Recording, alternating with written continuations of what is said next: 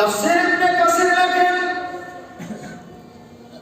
অসংখ্য পেয়ালা, স্বর্ণের পেয়ালা, সেই কাউসারের অসংখ্য পেয়ালা, আর যে কাউসারের পেয়ালা, যে স্বর্ণের পেয়ালা, যাতে আল্লাহর রাসূল উম্মতকে পানি পান করাইবেন, এত পেয়ালা, এত পেয়ালা।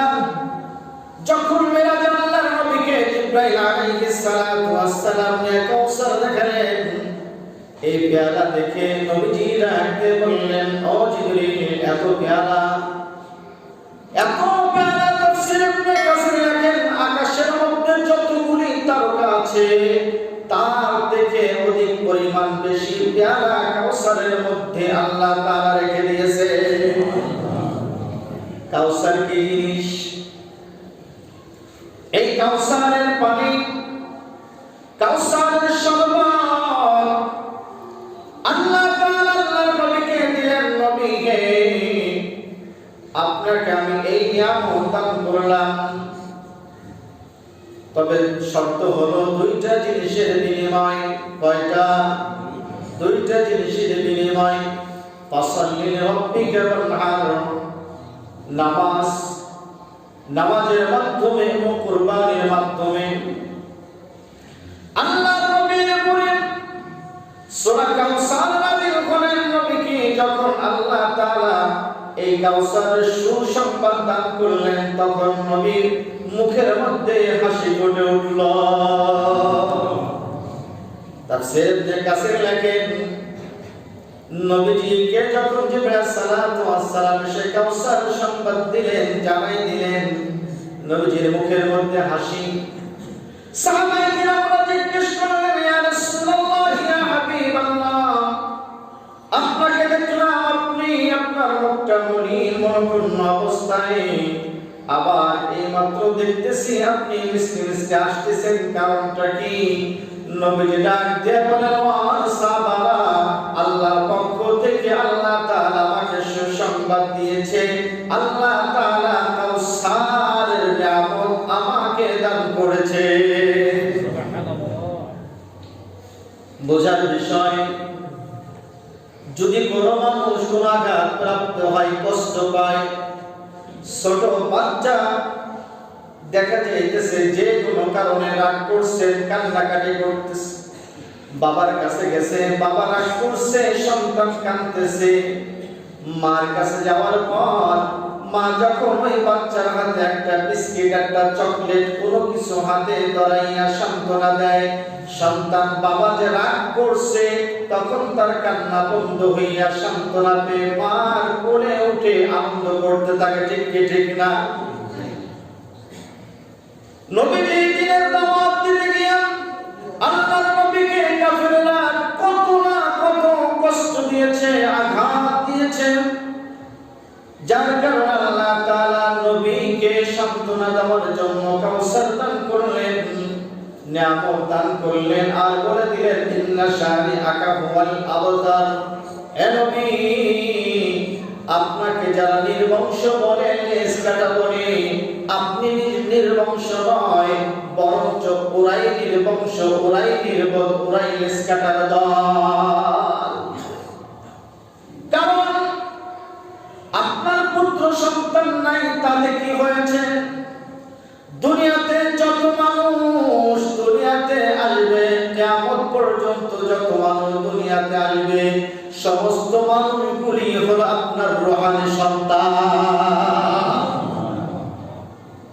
আপনার পুত্র সন্তান নাই, আপনার পুত্র সন্তান মারা গেছে, নবীজির পুত্র সন্তান মারা গেছে, মারা যাওয়ার কারণে নবীকে আবতার বলে গালি দিত, নবীজিকে বলতো আবতার, যে মুহাম্মাদের নির্বংশ। তাই আল্লাহ তাআলা বলে দিলেন, ইন্না শানিআকা হুয়াল আবতার, আপনি নির্বংশ নয়, আপনি লেজকাটা নয়, বরঞ্চ যারা আপনাকে গালি দেয়, যারা আপনাকে নির্বংশ বলতেছে, তারাই নির্বংশ। কারণ আপনার সমস্ত পৃথিবীতে যত মানুষ পৃথিবীতে কিয়ামত পর্যন্ত আসছে, সব মানুষগুলি আপনার রূহানি সন্তান হিসেবে আল্লাহ তাআলা সৃষ্টি করে দিলেন। নবীজি আমাদের পিতা, রূহানি পিতা। নবীজি আমাদের কি? রূহানি পিতা। আল্লাহ তাআলা বলেন, বন্ধু যারা আপনাকে বংশ বলে গালি দিয়েছে, এরাই বরঞ্চ ক্ষতিগ্রস্ত হবে। এদের কোনো নাম গন্ধ থাকবে না, এদের নাম কেউ নিবে না, এদের নামে তাদের সন্তানদের নামও রাখবে না, এদের নামে কোনো ইন্ডাস্ট্রিজও করবে না, এদের নামে এমনকি কুকুরের নাম এদের নামে রাখবে না। আবু জাহেলের নাম কোনো কুকুরের নামও আবু জাহেল রাখে নাকি? কোন ইন্ডাস্ট্রিজ আবু জাহেল ইন্ডাস্ট্রিজ আছে নাকি? এবার আছে নাকি? আবু লাহাব এর সন্তানের নাম আছে? কি বলেন আছে?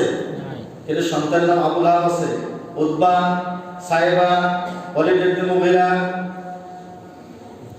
এই নাম কাউর সন্তানের নামও রাখে না, এমনকি কেউ বাড়ির পালা কুত্তর নামও রাখে না। ঠিক কিনা? আর রাসূল কারীম সাল্লাল্লাহু আলাইহি ওয়াসাল্লামকে তারা গালি দিয়েছেন, তারা অহংকার করেছে। আমরা মক্কার লিডার আবু জাহেল, আমি বড় নেতা, মুহাম্মাদের বংশ ধ্বংস হয়ে যাবে, মুহাম্মাদের নাম গন্ধ থাকবে না, আমাদের নাম গন্ধ থাকবে। আল্লাহ বলে, বন্ধু ওদের নাম গন্ধ সব মুছে যাবে, আপনার নাম অক্ষুণ্ণ অবস্থায় থাকবে, আপনার নাম অক্ষুণ্ণ অবস্থায় থাকবে। আপনার জন্য পৃথিবীর সমস্ত মানুষকে রূহানি সন্তান হিসেবে আমি আল্লাহ সৃষ্টি করে দিলাম। তাই নবীর নাম অক্ষুণ্ণ অবস্থায় আল্লাহ রেখেছেন, কিন্তু আবু জাহেলের নাম কেউ নেয় না। আমার নবীর নাম নেওয়ার সাথে সাথে দুরূদ পড়া তার জন্য ওয়াজিব হয়ে যায়। ঠিক কি ঠিক না? রাসূল কারীম সাল্লাল্লাহু আলাইহি ওয়াসাল্লামকে কষ্ট দিত কাফেররা, নিজেদেরকে নিজেরা অহংকারী বলে, অনেক বড় লিডার বলে নবীকে কষ্ট দিত। কারণটা কি ছিল? নবীকে কষ্ট দিত যে কাফেররা, তার কারণ কি ছিল বলতে পারেন? কারণ ছিল, একমাত্র কারণ ছিল লা ইলাহা ইল্লাল্লাহ, একমাত্র আল্লাহর পক্ষ থেকে আল্লাহর কালিমার দাওয়াত দেওয়ার জন্য, একাত্মবাদের দাওয়াত মানুষের কাছে দেওয়ার জন্য, দ্বীনের দাওয়াত দেওয়ার জন্য, ইসলামের দাওয়াত দেওয়ার জন্য নবীজির প্রতি কাফেররা উঠে পড়ে লেগে নবীর বিরুদ্ধে তারা শত্রুতাই করত, একমাত্র দ্বীনের দাওয়াতের কারণে। ঠিক কি ঠিক না? দ্বীনের দাওয়াতের কারণে নবীজি দ্বীনের দাওয়াত দিতে গিয়ে মার খেয়েছেন। দ্বীনের দাওয়াত দিয়া নবীজি কত গালমন্দ শুনেছেন। যারা নবীজিকে গালি দিয়েছেন, গালমন্দ করেছেন, তাদের নাম গন্ধ নাই, কিন্তু নবীজি ইসলামের দাওয়াত দিয়েছেন, সেই ইসলাম এখন পর্যন্ত আছে না বিদায় হয়ে গেছে? ইসলাম কি কেউ মুছে দিতে পারবে? ইসলাম তো কেরোসিন তেলের ল্যাম্প না, ফু দিলে নিভে যাবে। এই জন্য কবি বলেন, চারাগেরা কাইসাদ বর ফরজাদ, চারাগেরা কাইসাদ বর ফরজাদ, কাসে কাস্তাম জিনাত রে সজব সুজাদ, কাসে কাস্তাম জিনাত রে সজব সুজাদ। যেদিন ইসলাম এটা কোনো ওই কেরোসিন তেলের ল্যাম্প না যে ফু দিলে নিভে যাবে, যারা বরঞ্চ দিনকে নিবানোর জন্য যারা ফু দিবে তাদের মুখ পুড়ে যাবে, কিন্তু এই আলো টিপটিপ করে জ্বলতে থাকবে, দিনের আলো জ্বলতে থাকবে। আল্লাহ নবী যেমন দিনের দাওয়াত দিতে গিয়া আল্লাহ নবীকে এরকম ভাবে যারা কষ্ট দিয়েছে, আবু জাহেল, উতবা, সাইবা, কাফেররা যেমন কি করে দিনের দাওয়াতের কারণে কষ্ট দিয়েছেন, ওই আবু জাহেল তো নাই, কিন্তু সেই রকম সেই সিলসিলার মানুষ আজও পর্যন্ত আছে না নাই? পৃথিবীতে আছে না নাই? আছে। যেমন কি করে নবীর উত্তরসূরি আছে, যেমন কি করে আবু জাহেলের উত্তরসূরিও আছে, যেমন কি করে নবীর মুহাব্বতের মানুষ আছে, তেমন কি করে আবু জাহেলের মুহাব্বত মার্কা মানুষও পৃথিবীতে আছে। ঠিক কি ঠিক না? আছে না নাই? আছে। তবে যারা দ্বীনের বিপক্ষে যারা অবস্থান করবে, কোরআনের বিপক্ষে যারা অবস্থান করবে, ইসলামের বিপক্ষে যারা অবস্থান করবে, তারা শুনে রাখুন, যেমনটি করে আল্লাহর নবীকে বলেছিল আবতার মুহাম্মদ নির্বংশ, কিন্তু আল্লাহর নবীর বংশধারায় কিয়ামত পর্যন্ত চলতে থাকবে, তোমাদের বংশ নিভে গেছে। ঠিক কি ঠিক না? তোমাদের বংশ নিভে গেছে। আজ নিজেদেরকে অহংকারী মনে করে, নিজেকে অনেক বড় কিছু মনে করে এমন ভাবে জবান দিয়ে কথা বের করতেছি, নবীর জামানায় যেমনটি করে কাফেররা গালিগালাজ করত, নবীদেরকে যেমনটি করে তিরস্কার ঠাট্টা করত, বর্তমান জামানায় মানুষের কিছু কিছু মানুষের জবান থেকে এরকম আওয়াজ বের হতেছে। ঠিক কি ঠিক না? কাদেরকে গালি দিতেছো, কাদেরকে বলতেছো? শুনে রাখুন, আল উলামা ওয়ারাসাতুল আম্বিয়া। এই দিন ধারাবাহিকভাবে চলে আসছে। নবী চলে গেছে, সাহাবায়ে কিরাম চলে গেছে, তাবেঈন চলে গেছে, কিন্তু দ্বীনের আলো এইভাবে চলতে চলতে উলামায়ে কিরাম পর্যন্ত দ্বীনের আলো এখন পর্যন্ত টিকে আছে। এখন পর্যন্ত টিকে আছে। এই দিনকে মজবুত করে ধরেছে কারা? ওহীর ইলম অর্জন করেছে যারা, ওহীর ইলম যাদের অন্তরের ভিতরে আছে, সিনার মধ্যে যাদের ওহীর ইলম আছে, তারাই এই দিনকে এখন পর্যন্ত টিকে রেখেছে। আর যারা ওহীর ইলম নিয়ে ভিতরে ওহীর ইলম নাই কিন্তু দাবি করো আমরাও তো জানি, আমরাও জানি, তোমরা তো পড়েছো মাদ্রাসায় গিয়া পিটেনের বইতে তোমরা পড়েছো, আর আমরা বাড়ি বসে পড়েছি। ওহীর ইলম উস্তাদ ছাড়া কখনো অর্জন করা যায় না, উস্তাদ ছাড়া কখনো অর্জন করা যায় না। আল্লাহর রাসূল সাল্লাল্লাহু আলাইহি ওয়াসাল্লাম নিজে নিজে মুখস্থ করেননি, আল্লাহর রাসূলকে আল্লাহর পক্ষ থেকে জিবরাইল আলাইহিস সালাতু ওয়াস সালাম এনে আল্লাহর রাসূলকে পড়িয়েছেন। ঠিক কি ঠিক না? রাসূল সাল্লাল্লাহু আলাইহি ওয়াসাল্লাম পড়েছেন, সাহাবায়ে কিরাম সেখান থেকে শিখেছেন, সাহাবায়ে কিরাম পড়েছেন, তাবেঈন শিখেছেন, আইমা মুস্তাহিদিন সালিহিন শিখেছেন। এইভাবে করে আমাদের উস্তাদরা পড়েছেন, আমাদের উস্তাদরা আমাদেরকে পড়াইছেন, আমরা সেখান থেকে পড়েছি, আমরা পড়াইতেছি, আমাদের ছাত্ররা সেখান থেকে শিখতেছে। ঠিক কি ঠিক না? ওহীর ইলম নিজে নিজে পড়া যায় না। যদি কেউ বলে আমি নিজে নিজেই তো কোরআন পড়তে জানি, আমি বলবো তুমি কোরআন পড়ো নাই, তুমি কোরআন এমন ভাবে পড়েছো, একা একা যদি পড়ার চেষ্টা করো তাহলে ওই ঘটনার মতো যে একজনে খ্রিস্টানদের মধ্য থেকে একজনে নিজে নিজে ঘরে বসে কোরআন পড়বে চিন্তা করছে, কোন উস্তাদের কাছে যাব না, একা একা আমি ঘরে বসে কোরআন পড়বো, একা একা পড়বো, কোনো উস্তাদ লাগবে না।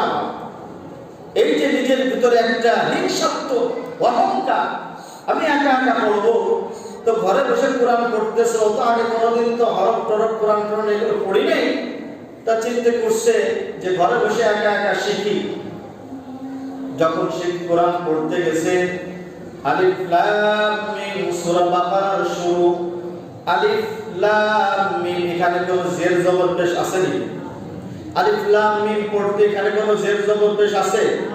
এটাকে বলা হয় হুরুফে মুকাত্তাআত বলা হয়, এখানে জের জবর পেশ নাই। এখন যারা এর কায়দা না জানি, এটা পড়ার সিস্টেম যারা না জানে, উস্তাদদের কাছে যারা না করছি, উস্তাদ যাদেরকে শেখায় না দিয়েছে, তারা কি এর সিস্টেম জানবে যে আলিফ লাম মিম কিভাবে পড়বো?